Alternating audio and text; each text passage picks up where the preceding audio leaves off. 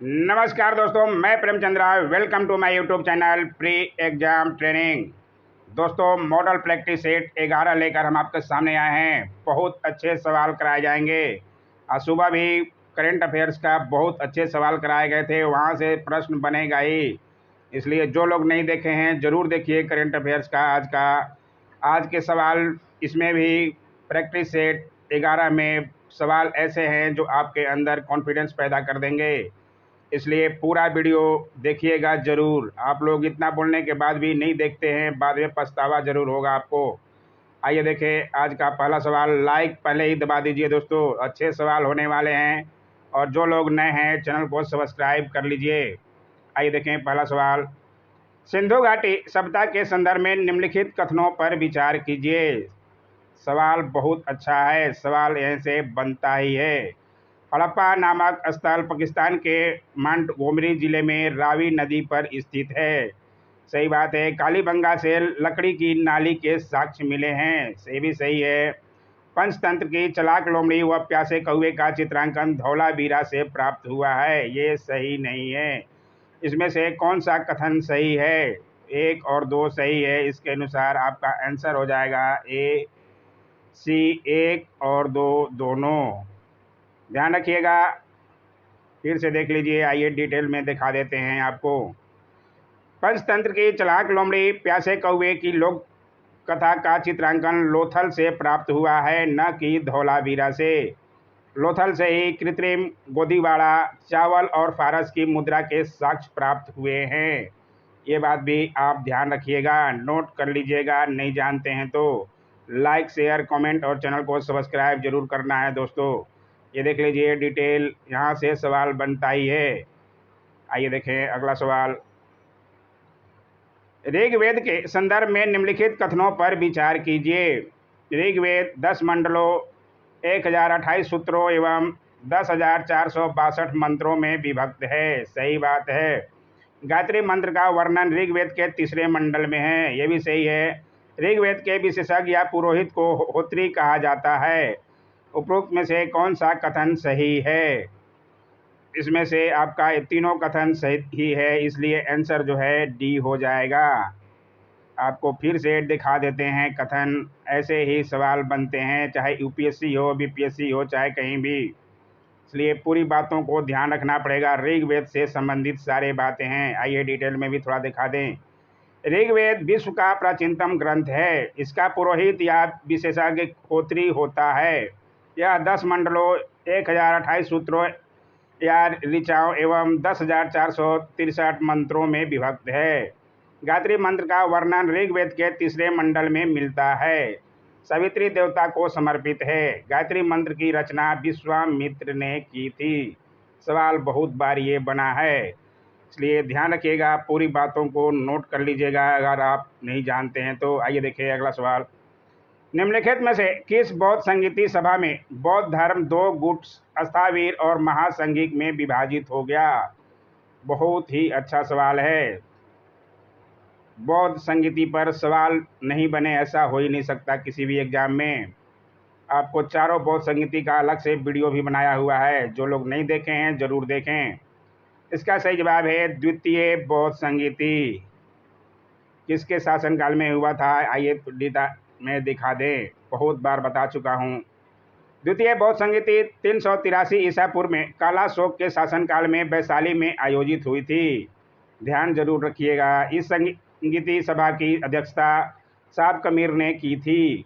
इसी सभा में बौद्ध धर्म 2 गुट अस्थावीर और महासंघिक में विभाजित हो गया। पूरी बातों को ध्यान रखिएगा, सवाल बार बार बनता है। आइए देखें अगला सवाल।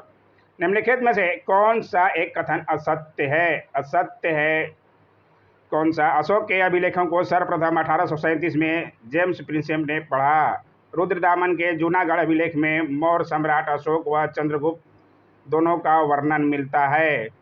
और तीसरा है, अशोक के पुत्र कुणाल ने भी देवान प्रियदर्शी की उपाधि धारण की थी। नहीं, चाणक्य को भारत का मैकियावेली कहा जाता है। इसमें से सी जो है गलत है, असत्य है। बाकी सब जो है सही हैं। इसलिए ध्यान से देखिएगा, क्वेश्चन को समझिएगा और नोट कर लीजिएगा अगर नहीं जानते हैं तो। इसका सही जवाब ये कुणाल उनका पुत्र नहीं, अशोक को प्रियदर्शी कहा जाता था। आइए देखें अगला सवाल।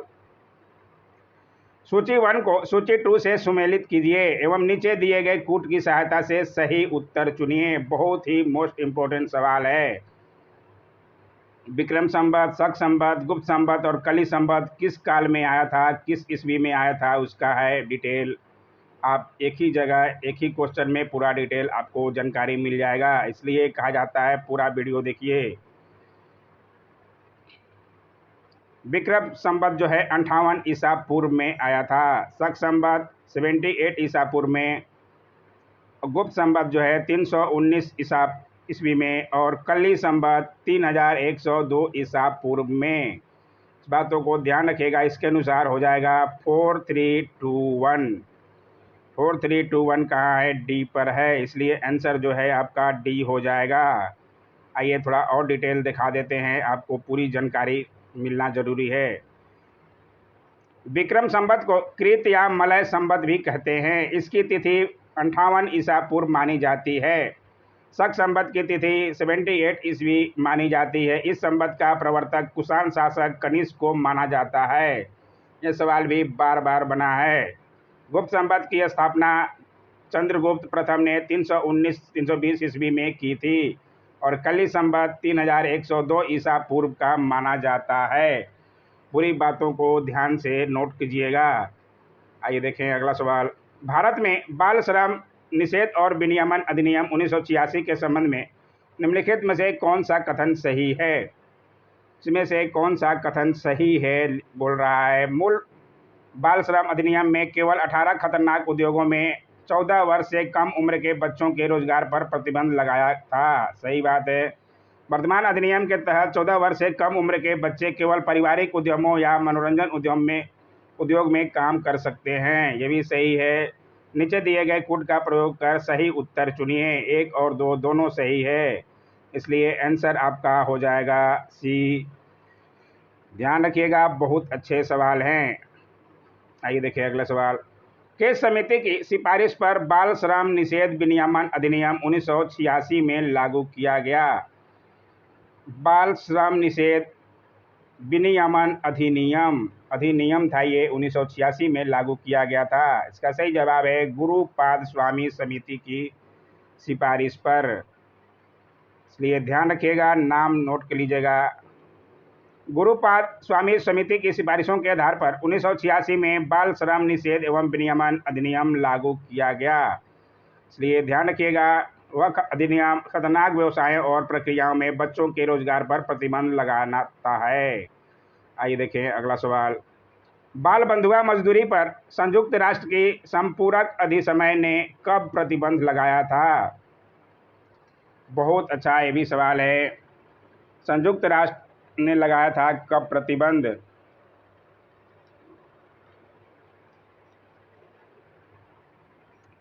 इसका सही जवाब है वर्ष 1956 में। बंधुआ मजदूरी को वर्ष 1956 में ही संयुक्त राष्ट्र की संपूरक अधिसमय में गुलामी, दास व्यापार जैसी संस्थाओं को गुलामी की तरह से संचालित अथवा किसी भी तरह की गुलामी को अवैध घोषित करके उस पर प्रतिबंध लगा दिया था। ये बात भी ध्यान रखिएगा। आइए देखें अगला सवाल। जोखिम भरे व्यवसाय तथा बच्चों के पुनर्वास बाल मजदूरी के लिए विशेष नीति कब बनाई गई? विशेष नीति पूछ रहा है यहाँ पे। अधिनियम तो 1986 में बन गया था, लेकिन विशेष नीति कब बनाई गई? इसका सही जवाब है वर्ष 1987 में। कंफ्यूज नहीं होइएगा। 1986 में समिति के सिफारिश के आधार पर बाल मजदूरी प्रतिबंध विनियमन अधिनियम अस्तित्व में आया। इसके बाद सन 1987 में बाल मजदूरी के लिए विशेष नीति बनाई गई, जिसमें जोखिम भरे व्यवसाय एवं प्रक्रियाओं में लिप्त बच्चों के पुनर्वास पर ध्यान देने की आवश्यकता पर जोर दिया गया। पूरी बातों को ध्यान से समझिएगा, नोट कीजिएगा, कंफ्यूज मत होइएगा। 1986 और 1987 में भारतीय संविधान के किस अनुच्छेद के अंतर्गत एवं किस वर्ष में राष्ट्रीय अनुसूचित जनजाति आयोग की स्थापना की गई? बहुत ही अच्छा सवाल है। अनुसूचित जनजाति आयोग की स्थापना कब की गई? इसका सही जवाब है राष्ट्रीय अनुच्छेद 338 के तहत वर्ष 2004 में। पूरी बातों को ध्यान से नोट कीजिएगा, सारे अच्छे सवाल हैं। भारतीय अनुच्छेद 338 के अंतर्गत वर्ष 2004 में राष्ट्रीय अनुसूचित जनजाति आयोग की स्थापना की गई। संविधान के अंतर्गत इसका कार्य अनुसूचित जन प्रजातियों के लिए सभी अधिकारों की सुरक्षा, जांच व निगरानी करना है। समझ गए होंगे तो आगे चलते हैं, नोट जरूर कर लीजिएगा, आप ही के फायदा करेगा। पंचायती राज संस्थाओं का निर्वाचन कौन करवाता है? बहुत बार ये सवाल बना है और ये तो इजी सवाल हो गया। इसका सही जवाब है राज्य निर्वाचन आयोग अभी मुखिया का चुनाव करवाने वाला है। आइए देखें अगला सवाल। लाइक अभी तक नहीं किए हैं तो लाइक कर दिया कीजिए। लाइक करने में इतना संकोच क्यों होता है? इतने अच्छे प्रश्न आपको कहाँ मिलेंगे फ्री में?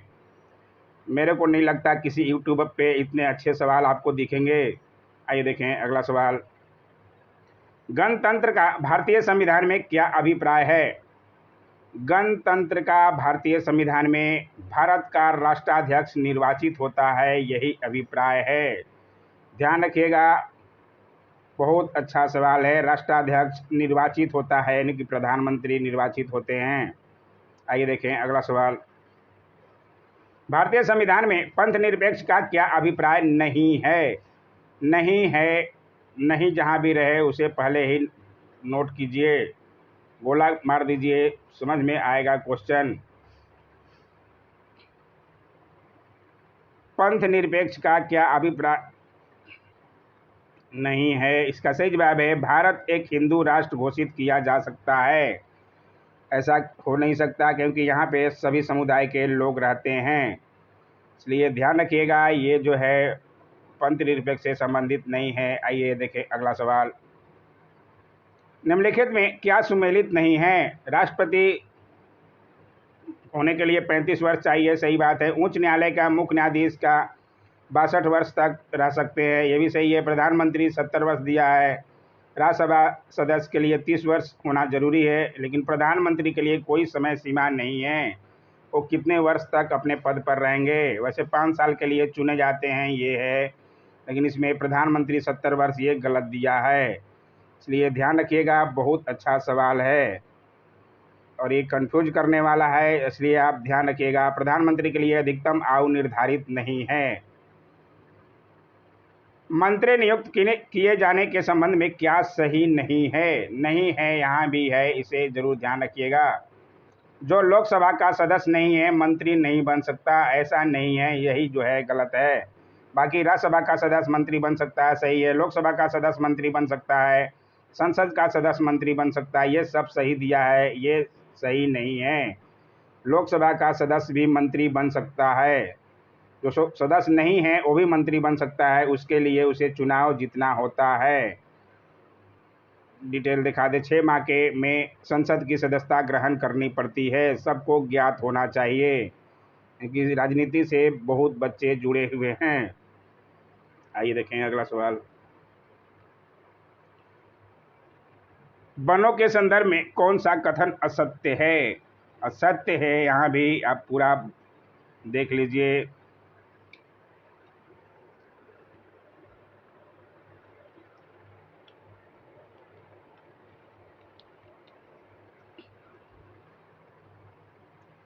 इसमें से असत्य जो है, वनों के काटने से मिट्टी का क्षरण रुक थम जाता है, ये नहीं होता है, यही जो है असत्य दिया है, इसलिए ध्यान रखिएगा। ये थोड़ा डिटेल में दिखा दे वनों पर, यहाँ से सवाल बार बार बनता ही है। वनों की कटाई की वजह से भूमि का क्षरण होता है क्योंकि वृक्ष पहाड़ियों की सतह को बनाए रखने में एक महत्वपूर्ण भूमिका निभाते हैं तथा तेजी से बढ़ते बारिश के पानी में प्राकृतिक बाधाएं पैदा होती है। फलतः नदियों का जल स्तर अचानक बढ़ जाता है जिससे बाढ़ आती है। वनों की कटाई के साथ जमीन के ऊपर उपजाऊ मिट्टी बारिश के पानी से उन जगहों पर बह जाती है जहां इसका इस्तेमाल नहीं किया जाता और वनों की कटाई का प्राकृतिक जलवायु परिवर्तन पर सीधा प्रभाव पड़ता है जिससे वैश्विक तापमान में वृद्धि होती है। जंगलों के घटते क्षेत्र के साथ बारिश भी अनियमित हो रही है। इन सब के कारण ग्लोबल वार्मिंग में वृद्धि होती है जिससे मनुष्यों पर सीधा प्रभाव पड़ता है। पूरी बात को दिखाना जरूरी था। ग्लोबल वार्मिंग से सवाल बनता ही है। आइए देखें अगला सवाल। पृथ्वी पर अन्य क्षेत्रों की अपेक्षा उष्णकटिबंधीय क्षेत्र में सर्वाधिक जैव विविधता पाए जाने का प्रमुख कारण क्या है? इस क्षेत्र में जलवायु परिवर्तन, अपेक्षाकृत अबाधित रहना, निम्न मौसमी परिवर्तन, इन क्षेत्र को अधिक सौर ऊर्जा की प्राप्ति। नीचे दिए गए कूट का सही प्रयोग करके चुनिए। इसका सही जवाब है सी 1, 2 और 3। तीनों जो है प्रमुख कारण हैं, इसलिए कारण आप जरूर ध्यान रखिएगा। आइए दिखा देते हैं डिटेल। सर्वाधिक जैव विविधता उष्णकटिबंधीय एवं उप उष्णकटिबंधीय इलाकों में पाई जाती है। अयन वृत्तों, कर्क और मकर रेखाओं के मध्य स्थित क्षेत्र की जलवायु जो सामान्यतया उच्च होती है, इस कटिबंध में अधिकांश महीनों में तापमान ऊंचा रहता है और अधिकांश वर्षा ग्रीष्मकाल में होती है। भूमध्य रेखा के निकट दैनिक तथा वार्षिक तापांतर लगभग नगण्य होता है, किंतु कर्क और मकर रेखाओं के पास यह अंतर अपेक्षाकृत बढ़ जाता है। इसलिए पूरी बातों को ध्यान से रखिएगा, नोट कर लीजिएगा। रेगुलेटिंग एक्ट 1773 की मुख्य विशेषताएं क्या है? बहुत बार ये सवाल बना है।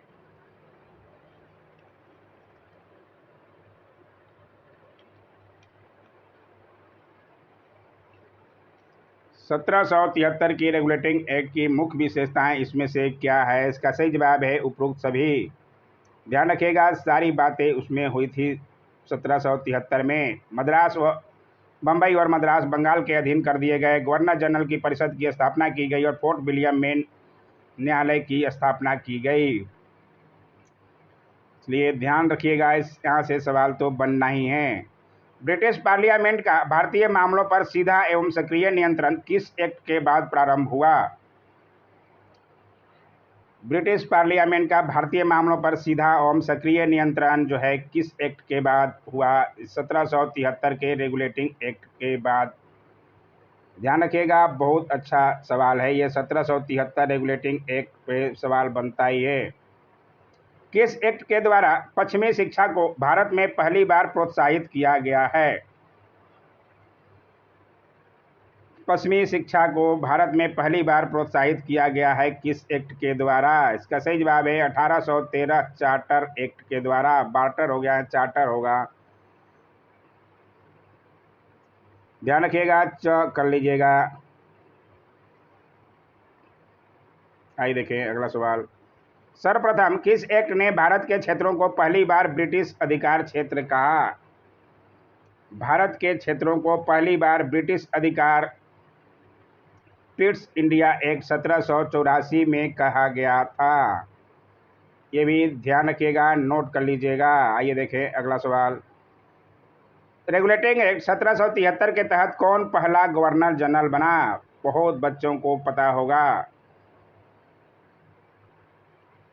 पहले गवर्नर वारेन हेस्टिंग थे, लेकिन 1773 के रेगुलेटिंग एक्ट आने के बाद वो पहले गवर्नर जनरल बने। ऐसे पहले गवर्नर लॉर्ड क्लाइव थे और ये गवर्नर जनरल पहले कौन बने? Warren Hasting. ये बात भी ध्यान रखिएगा जो लोग नहीं जानते हैं। आइए देखें अगला सवाल। सीयू की नामक पुस्तक की रचना किसने की? बहुत अच्छा ये भी सवाल है। इसका सही जवाब है ह्वेन-सांग ने की थी। नोट जरूर कीजिएगा, सवाल यहाँ से बनता ही है। चीनी यात्री ह्वेन-सांग हर्षवर्धन के शासनकाल में 637 ईस्वी में भारत आया था। इसे यात्रियों का राजकुमार, नीति का पंडित एवं शाक्य मुनि कहा जाता है। इसने अपनी यात्रा वृत्तांत पर सीयू की नामक पुस्तक की रचना की थी। पूरी बातों को ध्यान से आप नोट कीजिएगा। आइए देखें अगला सवाल। चोल शासकों के संदर्भ में निम्नलिखित कथनों पर विचार कीजिए। राजेंद्र प्रथम ने बंगाल की खाड़ी को चोल झील का स्वरूप प्रदान किया। राजराज प्रथम ने संपूर्ण सीलोन पर विजय प्राप्त की थी। नहीं। संजीन के बृहदीश्वर मंदिर का निर्माण राज प्रथम ने करवाया था। उपरोक्त में से कौन सा कथन सही है? इसमें से दो सही नहीं है। इसका सही जवाब है 1 और 3 सही हैं। ये ध्यान रखिएगा। आइए डिटेल में दिखा देते हैं। चोल शासक राजेंद्र प्रथम ने सिंहल द्वीप या श्रीलंका विजय, सिलोन विजय का कार्य पूर्ण किया था। यद्यपि राजराज ने भी श्रीलंका पर आक्रमण कर वहां के कुछ प्रदेशों पर अधिकार कर लिया था, किंतु संपूर्ण श्रीलंका पर इसका मतलब अधिकार नहीं हो पाया था। ये पूरी बात को ध्यान रखिएगा, ये जो है लाइन गलत है। राजराज प्रथम ने संपूर्ण सिलोन पर संपूर्ण दिया है, ये गलत है। 1 और 3 सही है, उनको देख लीजिए, नोट कर लीजिएगा। आइए देखें अगला सवाल। निम्नलिखित में से किस क्षेत्र का प्राचीन नाम जेजाक भुक्ति था?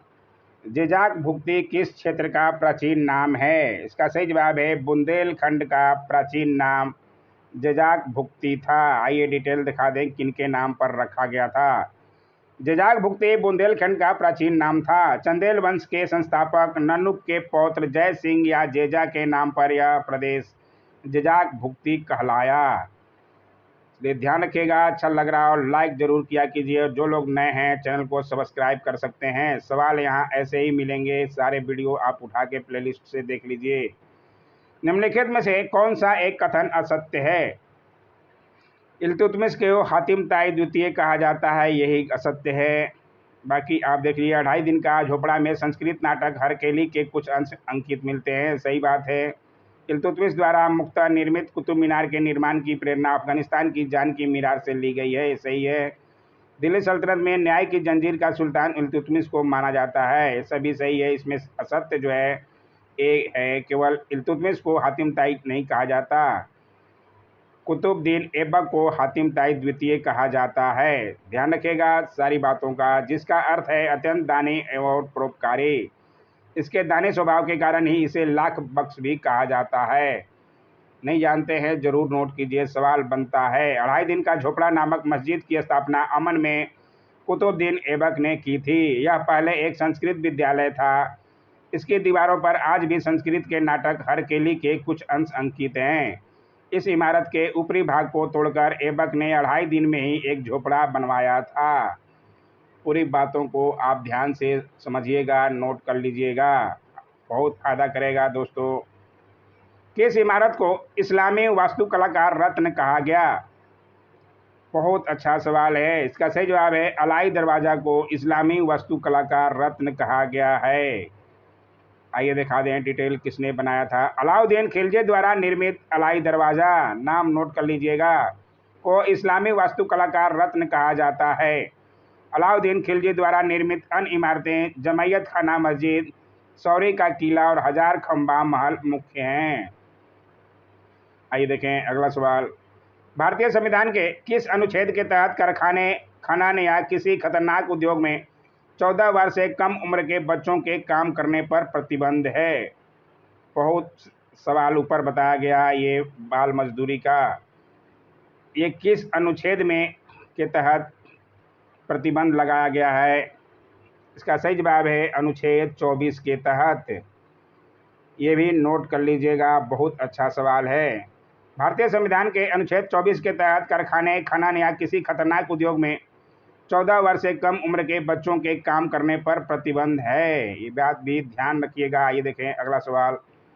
निम्नलिखित में से क्या भारत में निर्वाचन से संबंधित नहीं है? कटौती, नोटा, प्रॉक्सी मतदान, जमानत राशि। इसमें जो है कटौती यानी तो बिजली कटौती होता है, कटौती जो है निर्वाचन से संबंधित नहीं है, ये ध्यान रखिएगा। बहुत इजी और अच्छा सवाल है। आइए देखें आज का आखिरी सवाल, बहुत अच्छा सवाल आ गया। किस ब्रिटिश अधिकारी को भारत में स्वायत्त संस्थाओं का जनक कहा जाता है? बहुत अच्छा सवाल है। बीपीएससी ऑडिटर के लिए तो रामबाण है ये सवाल, बहुत अच्छा सवाल होने वाला है। इसका सही जवाब है लॉर्ड रिपन को कहा जाता है, नोट जरूर कर लीजिएगा। भारत में ब्रिटानी शासनकाल में लॉर्ड रिपन को भारत में स्थानीय स्वशासन का जनक माना जाता है। वर्ष 1882 में उन्होंने स्थानीय स्वशासन संबंधी प्रस्ताव दिया था। पूरी बात को समझते हुए नोट कर लीजिएगा। आज का वीडियो कैसा लगा कमेंट जरूर किया कीजिए। कमेंट भी लाइक भी कोई नहीं कर रहा आजकल, पता नहीं कहाँ सब खो गए हैं, एग्जाम का समय है और सब खोए हैं। Don't forget to like, share, comment and subscribe my YouTube channel. Thanks for watching my YouTube channel.